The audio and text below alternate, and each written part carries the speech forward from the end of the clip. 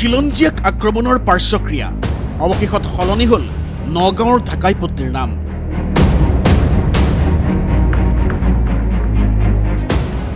এতিয়াৰে পৰা ৰূপকোঁৱৰ চৌক হিচাপে পৰিচিত হ'ব নগাঁৱৰ ঢাকাইপট্টি।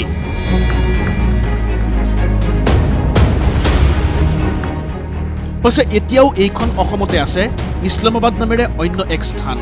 ক'ত আছে সেই স্থান?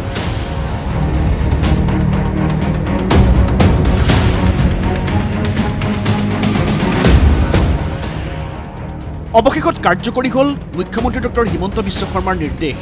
সলনি হ'ল নগাঁও চহৰৰ মাজমজিয়াতে থকা ঢাকাইপট্টিৰ নাম।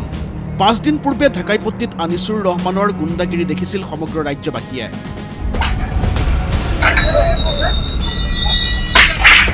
দন্দীপ কাকতি নামৰ খিলঞ্জীয়া যুৱকক হৰ্ণ বজোৱাৰ অজুহাতত হেলমেটেৰে ওপৰজুপৰি প্ৰহাৰ কৰাৰ এই দৃশ্যও বন্দী হৈছিল কেমেৰাত।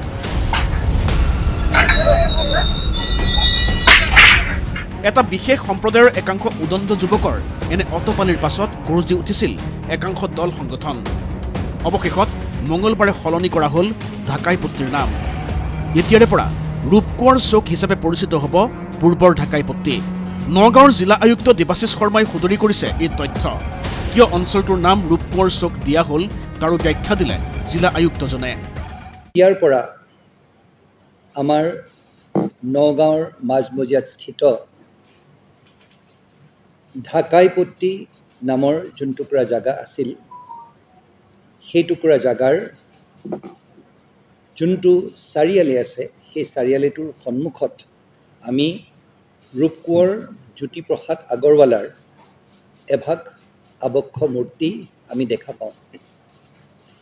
সেই আবক্ষ মূৰ্তিভাগত পৰম্পৰাগতভাৱে নগাঁও জিলাখনৰ সাহিত্য সভাকে প্ৰমুখ কৰি বহুতো গণ্যমান্য অনুষ্ঠানে ৰূপকোঁৱৰ জ্যোতিপ্ৰসাদ আগৰৱালাৰ দিৱস ইত্যাদি উদযাপন কৰি আহিছে।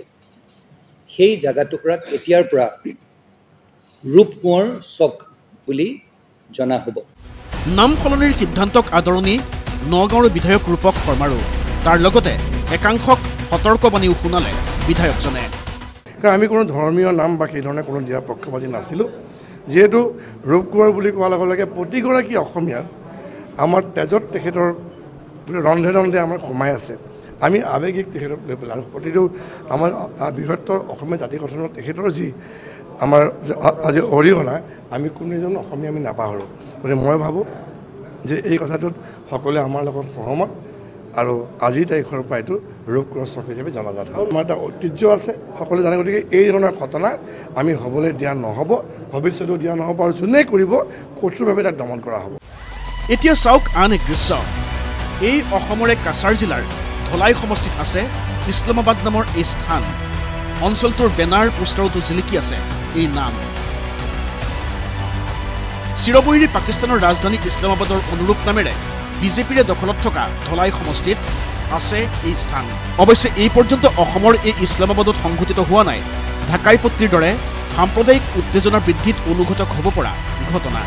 কিন্তু ৰাজ্যৰ শেহতীয়া পৰিস্থিতি আৰু মুখ্যমন্ত্ৰীৰ কঠোৰ স্থিতিৰ পাছত ইছলামাবাদৰ নামো সলনি হ'ব নেকি, তাক লৈয়ে বৃদ্ধি পাইছে সকলোৰে উৎকণ্ঠা। নগাঁৱৰ পৰা কৃষ্ণ শইকীয়া আৰু ধলাইৰ পৰা বিবেকানন্দ দাসৰ ৰিপৰ্ট ND24।